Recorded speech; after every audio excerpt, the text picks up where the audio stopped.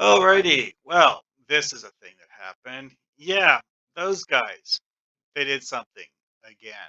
Something dumb. As a hat wearing member of People Eating Tasty Animals, I had a lot of thoughts about this. So I decided to record them in a YouTube video. Enjoy. Anyways, yes, it's that People Eating Tasty Animals. But a much more worthwhile organization, in my opinion. Less expensive to donate to as well.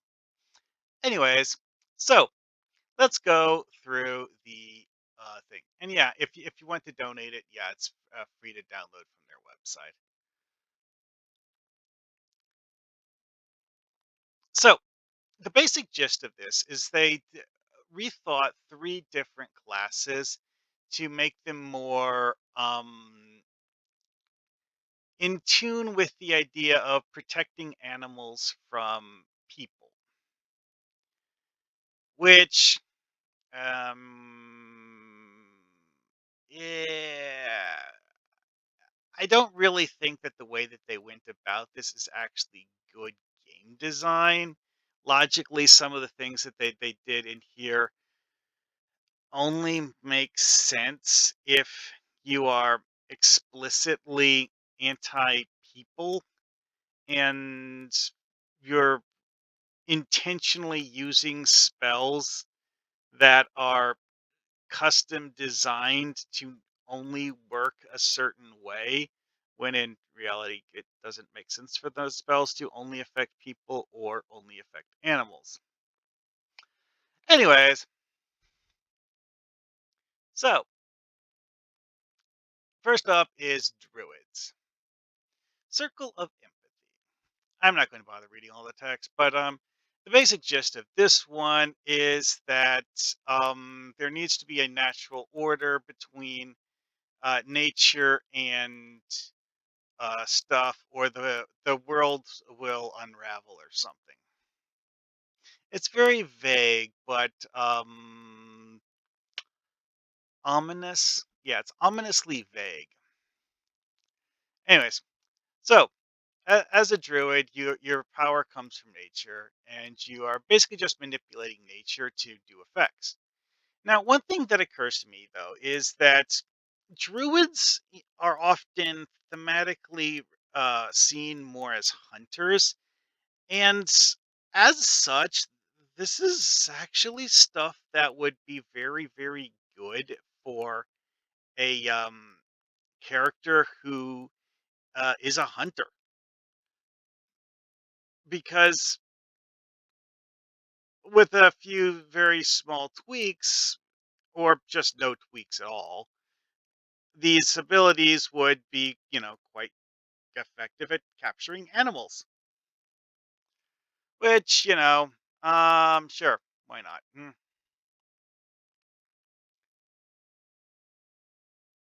What exactly this means with spell that isn't on the Druid spell list? Okay.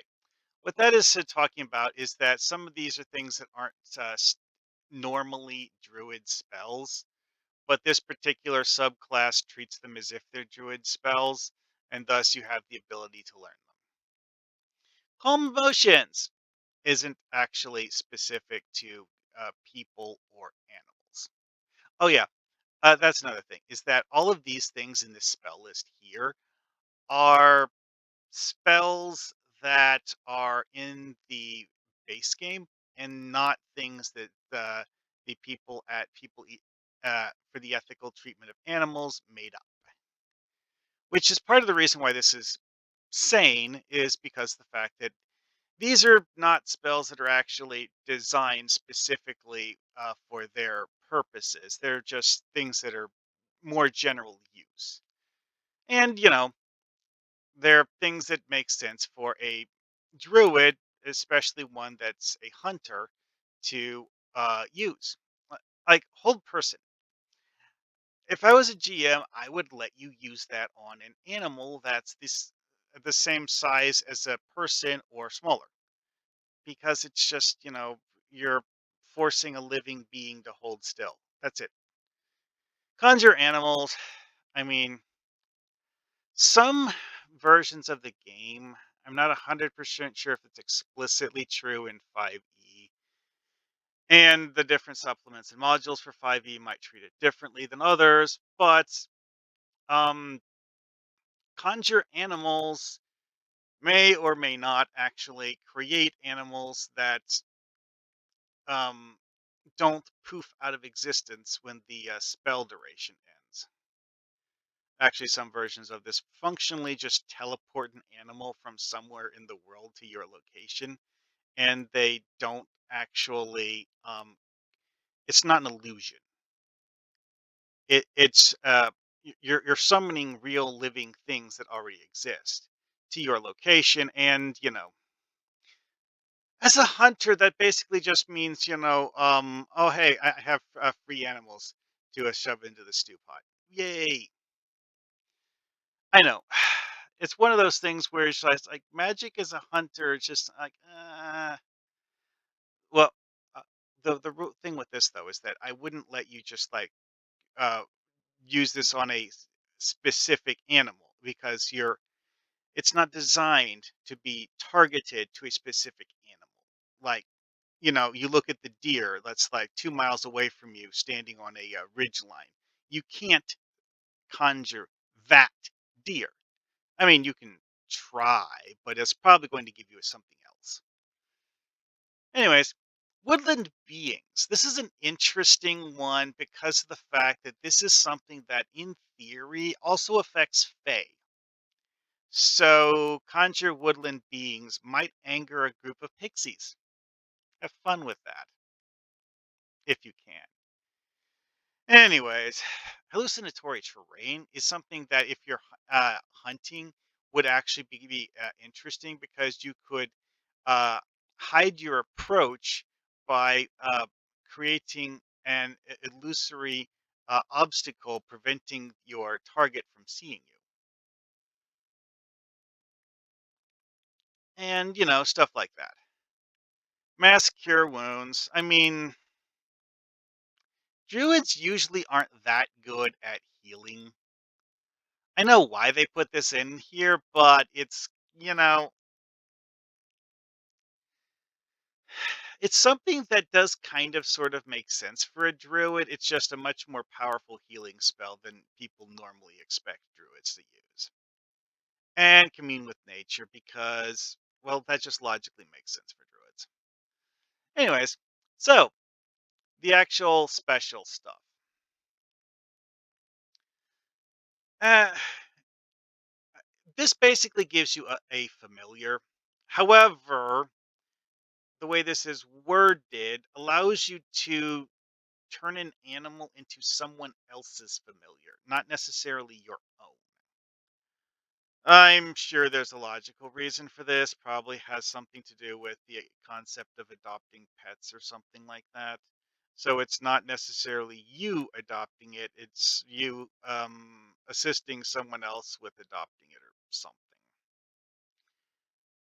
Um the idea behind this is honestly not terrible.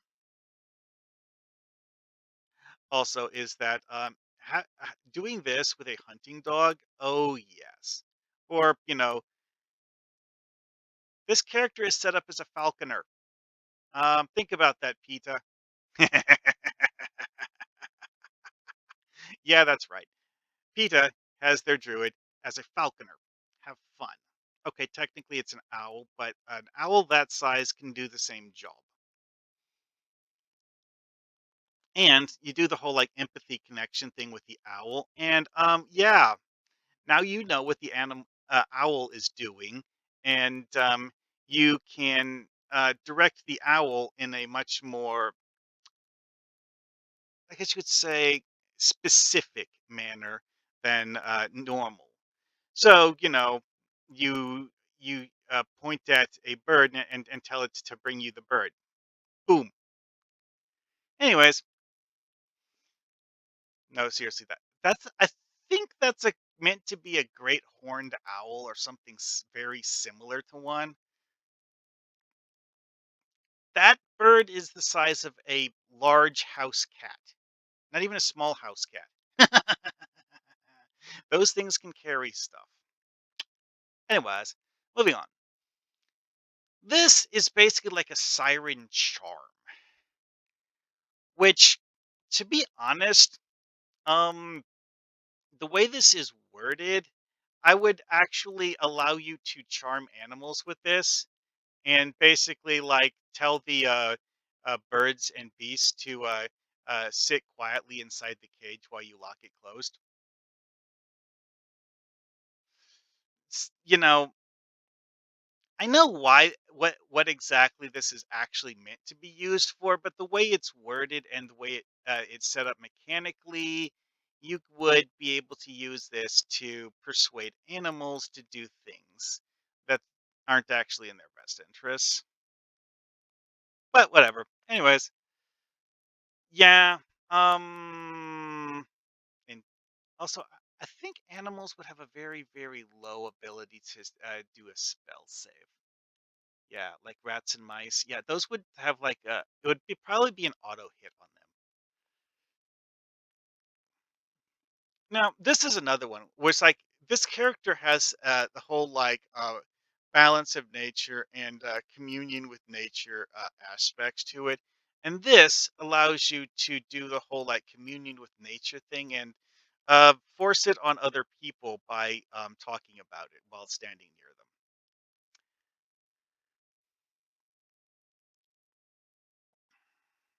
Now, this is another interesting thing is that this does actually have some beneficial effects on it. It's just that you're forcing them to protect animals.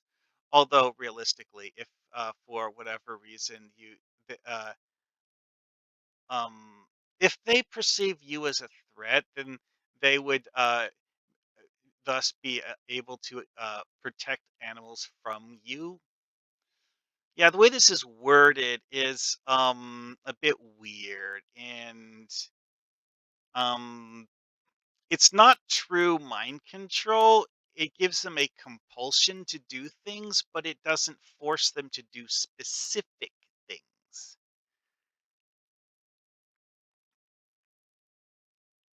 And also is that move it up to half their speed, 300 feet.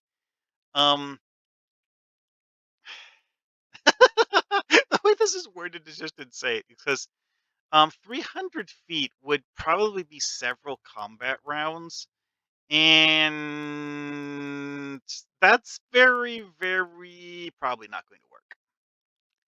Anyway, though, it's probably meant for things that are much closer range, like you cast this on someone and now they have to protect animals from their friends.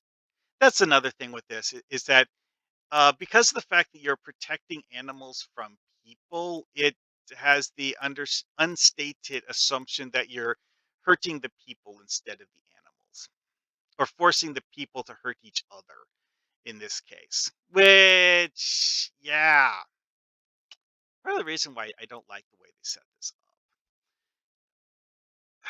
Now, this whole thing of ensorceling people, having this as a buff that you give to your allies would actually also be a viable option because it does actually give you some benefits. And it's actually a relatively simple concept to have a variant version of this spell where you choose what the person is going to be enthralled to do when you cast the spell. So, you choose a specific person, and now the person you just enchanted is forced to protect that person. Eh, also works. And then we have Nature's Mirror. Dun dun dun dun dun. This is a really, really weird one because it basically just like creates a safe zone. s- But it also gives you, as the person who created the safe zone, because it doesn't actually say how large the area can be, but it says forest clearing, meadow, or um those are the whole like reveal hidden things aspect of this makes more sense if it's a relatively large area because an actual forest clearing isn't large enough to need a reveal hidden ability in order to find things within it. I mean, if they're magically shielded, perhaps, but we're talking about in magic hiding things from you, not mundane methods.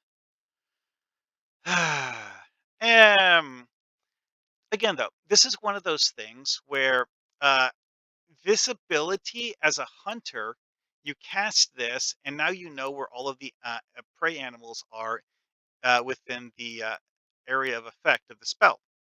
That is actually a really, really powerful ability as a hunter. Just serious. Because this explicitly tells you where all of the animals are within the area. That's actually a part of the wording that they put in here. I mean, obviously that they had a specific reason for giving you that because you're supposed to know where the animals are so you can protect them from threats. But the fact that it tells you where all of them are, okay then. Time for dinner. Dun dun dun. Next, paladin subclass. This is actually, except for the name, this is not actually all that different from a standard paladin. Yeah. See, because like it goes with the whole like commitment to justice thing. However, it goes with the undercurrent of justice means protecting animals from people. However, if you don't actually have that premise in it, because their guiding principle doesn't actually explicitly say protecting animals from people. It just says,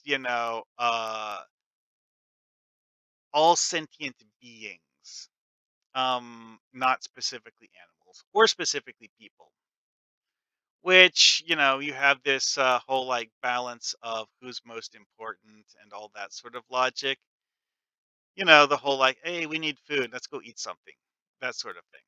Also, the whole thing I said earlier about the whole like falconer thing, this guy actually does have a raptor as a familiar, unless that's a raven. I'm not entirely sure if that's supposed to be a raven or a hawk. One of the two, though. Actually, it's brown, so it's not a raven. It's some sort of hawk. Anyways, so the tenets of sacrifice. This is the only thing that's actually, it, well, okay. Technically, there's several things that are explicitly benefiting animals, but um, and also because of the fact that it's people for the ethical treatment of animals, they actually use the phrase ethical treatment in their wording more than once. The thing is, though, is that your concept of ethics may vary from theirs, and thus that changes drastically the purpose of the character class. Simply having a different concept of justice and ethics fundamentally uh, rewrites the theme of the character class. Because it's like it says harm, exploitation, and cruelty. Yeah, whatever. Anyway, though, da, da, da, da, da. So the Beast Fury thing. This is interesting because it basically just does like a rage mode for one ally or yourself. Is it actually all that good? Who cares? Bonus damage. The whole thing of like instilling fear in the target on a spell save DC is interesting because it's a paladin, and paladins actually have a relatively good spell save DC for a melee class because they're a half caster class. So, yeah, the whole Sanctuary of the Innocent thing would make a lot more sense if it wasn't specific to animals, but whatever. Uh, yeah. Although honestly, that's probably very similar to how you would play with Sanctuary in combat. But anyway, though, it's like if you're doing combat rounds, like this whole like 1 minute duration would be like one combat round, probably. So it's not really going to do a whole lot. So it's like maybe one attack from each enemy gets blocked, and that's it. Also, it says immune to damage. It doesn't actually prevent non-damaging effects from affecting them. So if someone, say, scoops up a bunny in a pillow sack, the bunny's still scooped up in a pillow sack. It doesn't get damaged while being scooped up in a pillow sack, but it's still scooped up in a pillow sack. Anyways, the spells. Sanctuary. Makes sense for paladins. Healing word, sure, whatever. Find traps.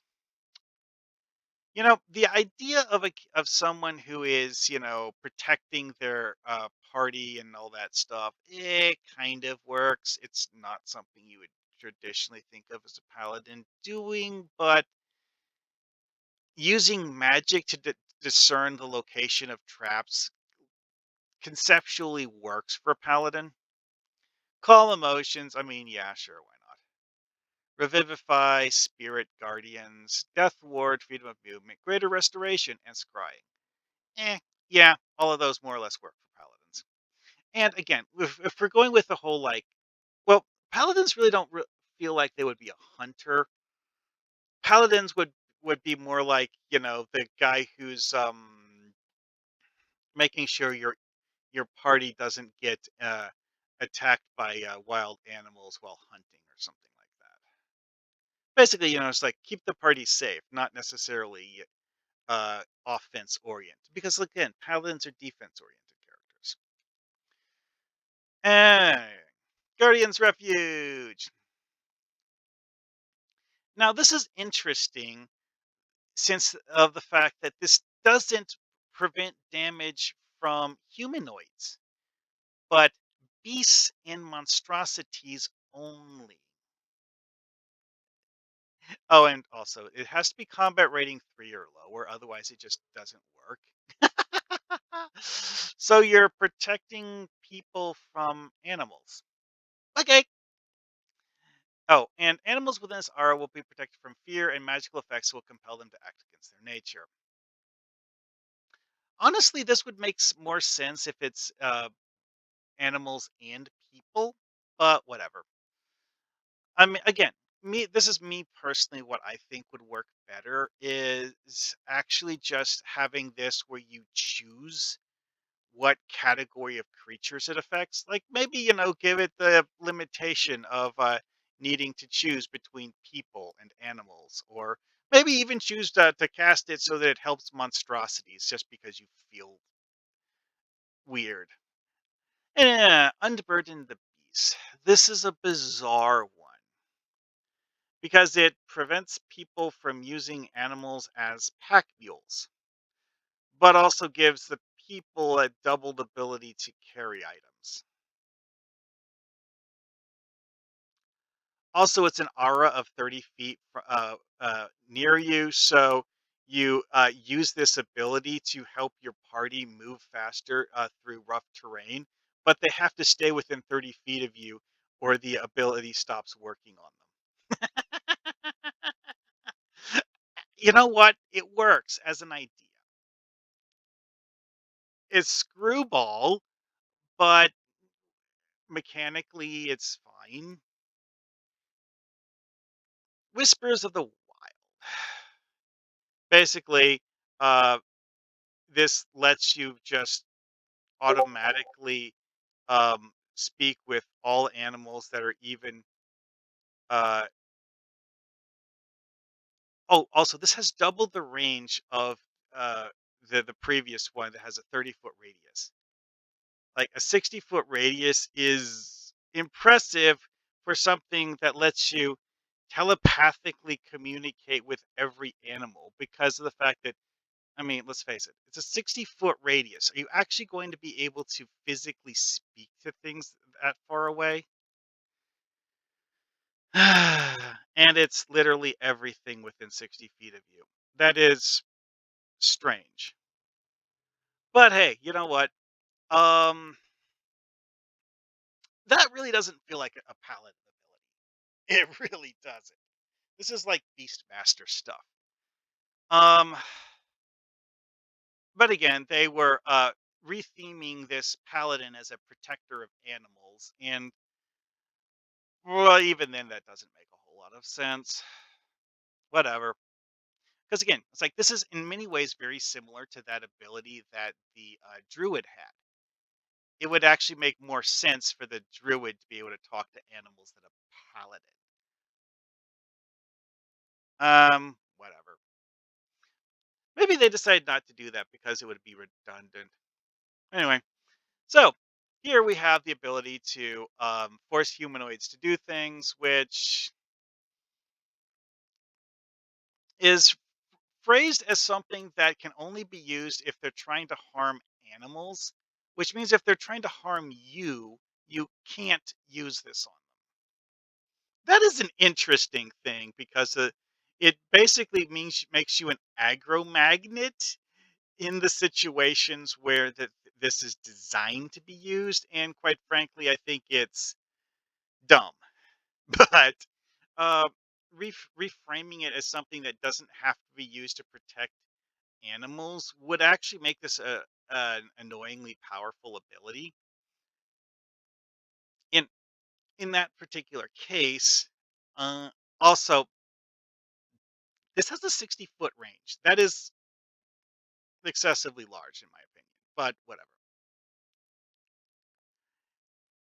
If you have it so that you can only use it on one humanoid at a time, that would actually be fine, though.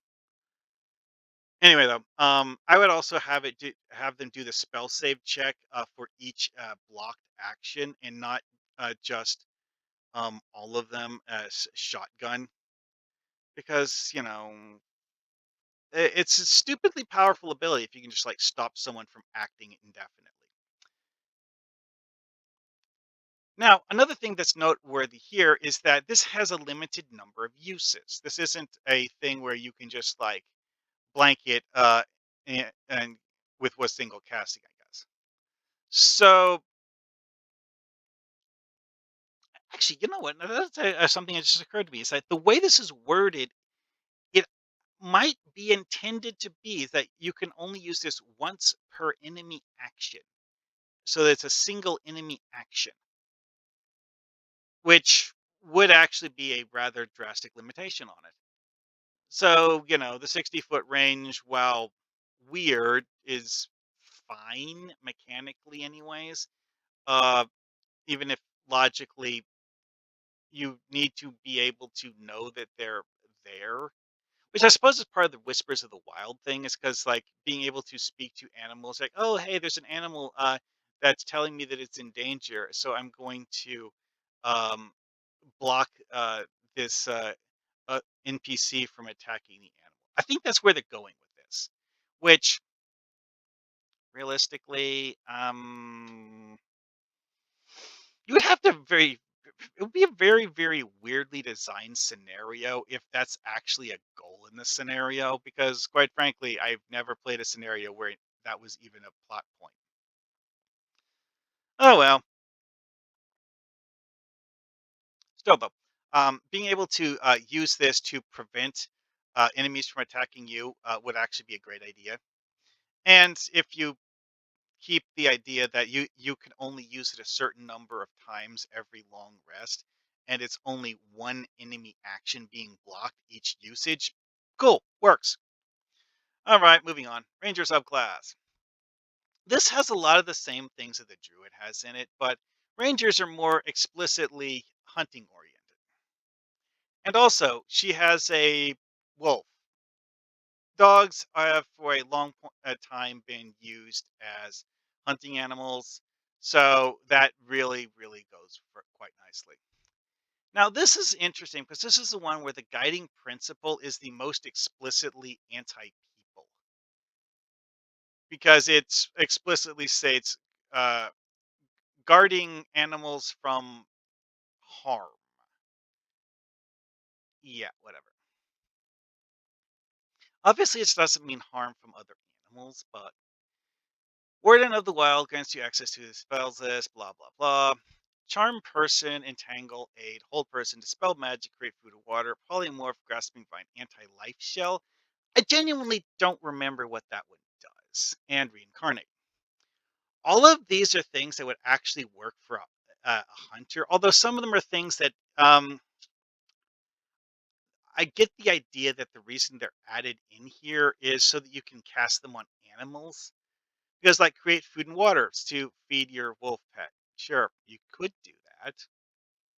Or you, although honestly, with create food and water, a lot of the time, when people use that, they basically just like make a full 3 course dinner, often for more than one person. So you make a steak dinner, give your wolf a steak and then eat one yourself. Works. Charm person, again, what I said earlier, said allowing you to use that on animals logically makes sense. Entangle is explicitly something you can use on whatever the heck you want. Hold person, talked about that one already. Aid, yeah, same thing. It's a buff on an ally, whatever. Polymorph. As a hunter, polymorphing would actually be really fun because you change your form to something that isn't you to sneak up on your prey. And grasping vine. Same thing with the entangle. Dispel magic. I'm pretty sure that the point to dispel magic here is for if it's like using magical cages where you can dispel the magic holding the animal prisoner. As a ranger, that's a weird ability to give to a ranger. Honestly, feels like something that would be work better for a paladin, to me, anyways. But whatever. Um, it's not horribly wrong for a ranger, I guess. Just weird. And reincarnate. Yeah, that's like. Well, they actually gave the paladin revivify. So yeah, yeah. That's another thing is that they have very samey spell choices. They're not necessarily the same spells, just things that do vaguely similar things.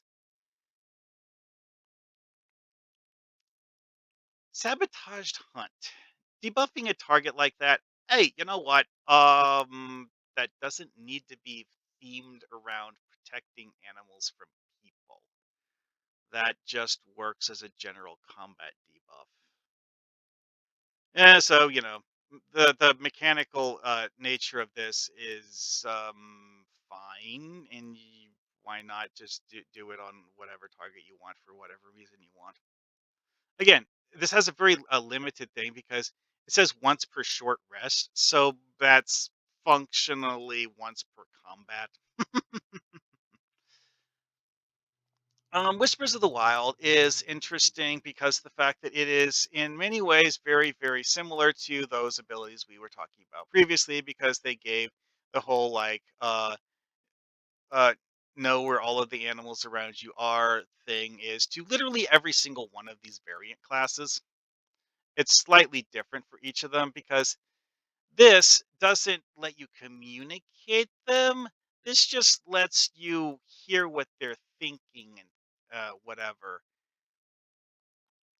Uh, but this has a 90-foot range. You can't talk back to them, but you can hear things out to 90 foot, which is, yeah. And also, this specifically says harmful magic affecting them, which would be the reason for dispel magic. Again, a bit specific, but whatever. I didn't decide this. I honestly think that these kind of like omnipath ability things are ridiculous in their scope. I would actually put it more that you can't actually just like passively listen to everything because that would be like trying to listen to like 20 different people talking at the same time. You can't. You might not even be able to pick out a specific voice when there's that many. But the idea that you can maybe possibly hear things out to that range is actually something that works. 11th level. The sanctuary thing here is interesting. The logic behind giving this to a ranger is very strange.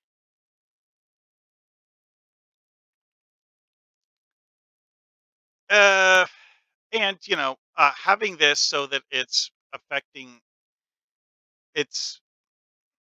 retheming it, or reworking it slightly so that it's not protecting animals from people. Eh, also logically makes sense. Also, it's a 100-foot radius around the caster. Yeah.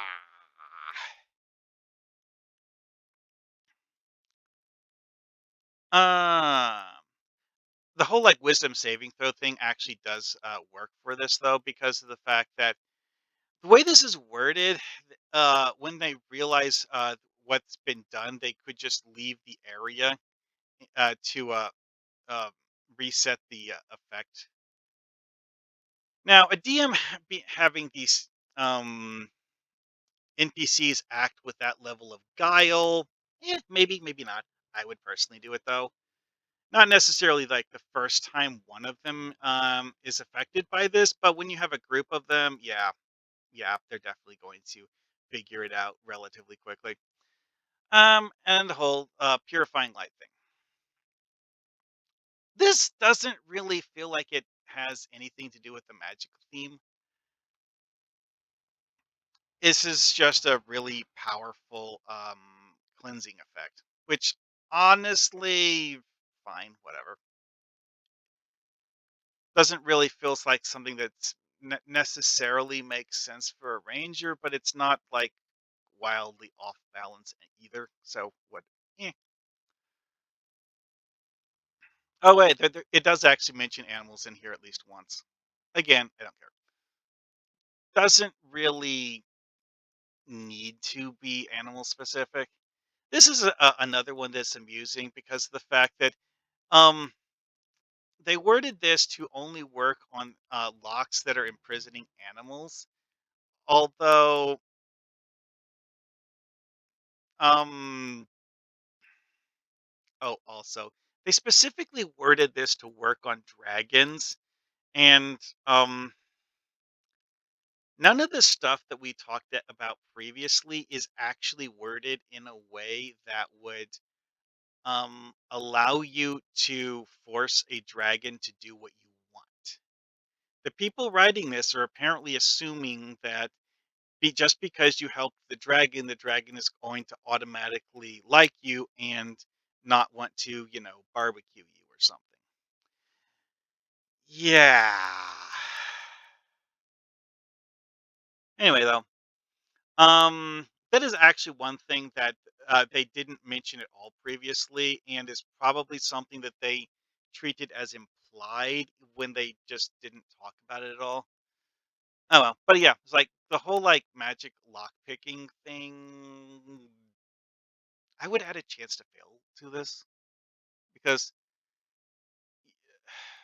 it's overpowered if it auto completes every single time. Just dumb. Crimson Mark.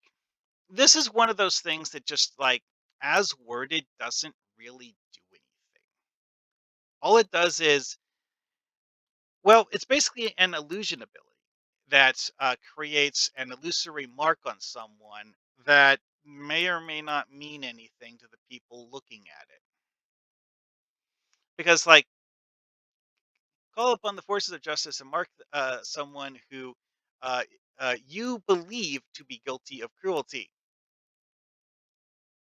Um, I think the way this is worded, that the spell will fail if you cast it on a target that isn't actually guilty. I'm not sure though. That would actually be a fun twist if you're actually playing that seriously. But also, it's like the whole like illusory mark thing is something that would actually just be a really cool ability to have in general. Especially if you're like pursuing someone and want to make sure you don't lose them. You put the illusory mark on someone to create a glowing thing to let you find someone easier while chasing them through a crowd. Eh, it's an idea. This is basically just a magic lockpick. Like seriously, I don't care. This is interesting because it's a bag of holding that you shove animals into. That's it. Which I mentioned the whole thing of like non-lethally capturing animals earlier as a hunter because let's face it, when you're hunting, you don't necessarily kill the things you hunt.